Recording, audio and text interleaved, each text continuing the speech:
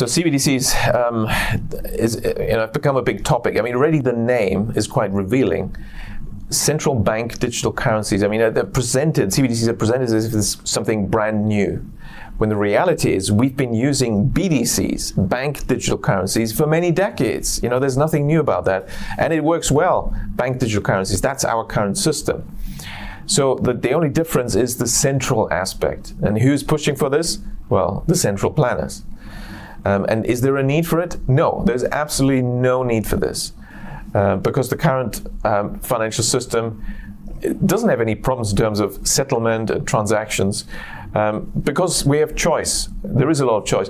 Once you introduce CBDCs, there's many risks and dangers of that, but one obvious one is that you are actually going to reduce choices, because for CBDCs to properly do their job from the perspective of the issuer, the central banks, you need to get rid of the competition. You need to get rid of cash. That actually is a declared goal of CBDCs. You've got plenty of studies by central banks and other economists in favor of CBDCs arguing that we need to abolish cash and then introduce CBDCs, because then we can have negative interest rates. We can take money directly out of people's pockets. While you still have cash, of course, you can flee from the financial system and put your money to cash, and then they can't punish you with negative interest rates. That's why they want to abolish cash. But also, once you introduce CBDCs, you will actually destroy the banking system, because the next crisis, which the central planners have been very good at creating, when that happens, all the money will be pushed and incentivized to move from banks to the central banks. Then the banks are gone, and you're left with a Soviet-style system. But most of all, the really big dangers of CBDCs are the programmability, which is that essentially it's not even money. It's like your money becomes potential money, because it depends on a central planner to agree that you should now be allowed to spend this money in this location for this particular transaction and in this particular volume that you want to do. Well, why should that be conditional? But it is going to be when they describe programmability. That's what it's all about. That you can, of course, they present it from a positive side. We can give money to the people who really need it. That's how they will formulate it. But the other side of the coin is that this means that they have their ideas on who should spend money on what and when, and that will be reflected. And sometimes when you want to spend, they'll decide this is no good because you've already used too much carbon. Your carbon footprint is too big, or you've eaten too much beef, or whatever it may be. So we are talking about essentially some kind of social credit scoring or other similar system, and really it's not your money anymore. It is quite daring, and of course they've played this well, because Bitcoin and these cryptocurrencies have been used as the excuse. Oh, look, there's Bitcoin out there, so there's demand for digital currency, so we should offer it as a central bank. Well, no, that's complete nonsense, because the Bitcoiners will very quickly explain they're trying to flee from the bad policies of the central planners in the first place.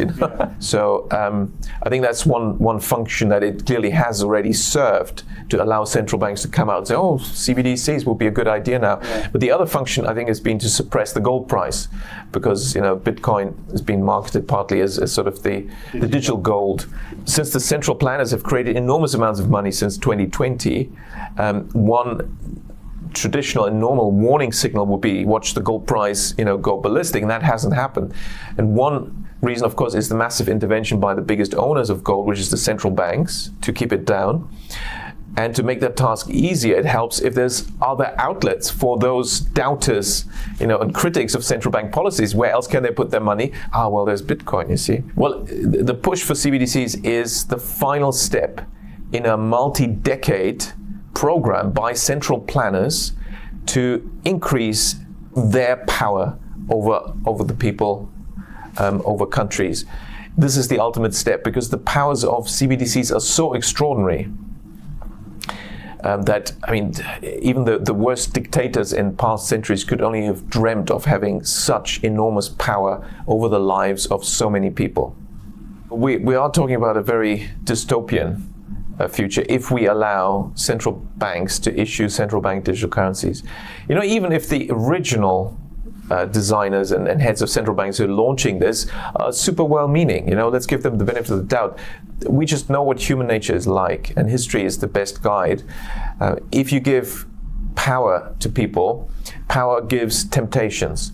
And the reality is most people can't handle those temptations and will succumb to them.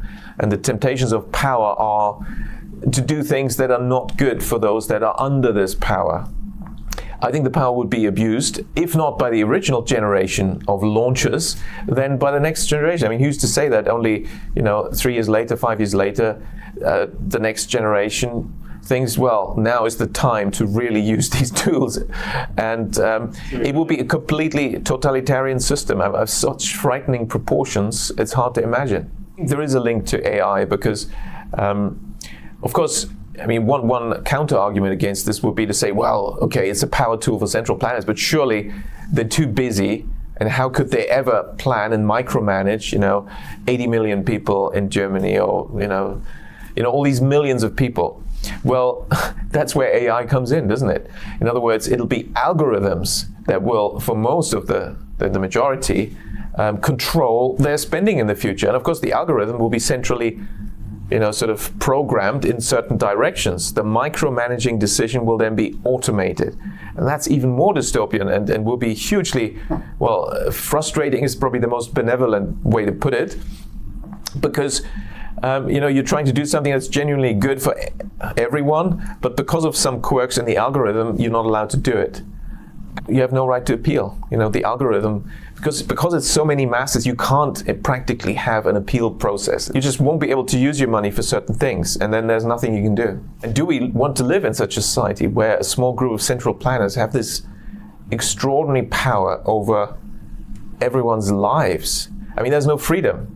That, by definition, ends freedom. And then you don't even need to speculate what further horrible thing could happen after this or as a result of this. It's already enough, I think, to realize we must stop this. And that should be high priority. And I think we should go out and organize demonstrations in front of the central banks. In politics, political science, there's a theory called the theory of bureaucracy.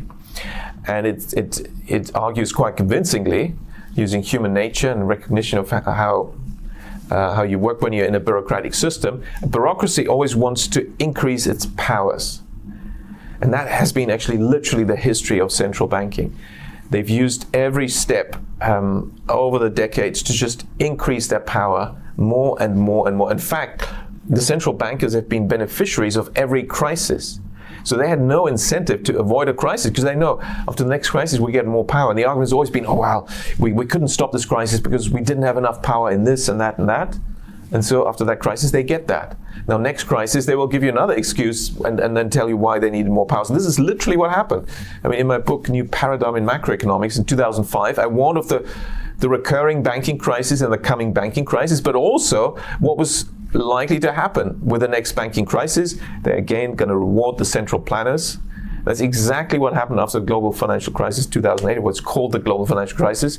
They gave them even more powers. This creates this process. And now, of course, to them, CBDCs is like the pinnacle of what they could achieve. And they're so close to it. But we have to stop it.